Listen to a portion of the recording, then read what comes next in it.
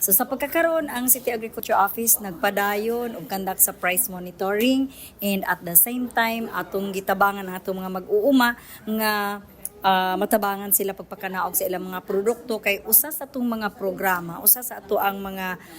project, usa sa ato ang mga services nga gihatag sa atong mga mag-uuma mao ang paghatag og libre nga hakot sa ilang mga produkto gikan sa kaumahan paingon diri sa kamerkaduhan. Ug dinhi pud sa atong merkado ato sab nga gipangunayan sa atong opisina nga makita nato nga nakaplastar ang ato ang mga mag-uuma, especially during kada Sabado anaa ang ato ang kadiwa ng Pangulo program nga diin ang atong mga mag-uuma mismo ang makapamaligya diha gid sa atong merkado.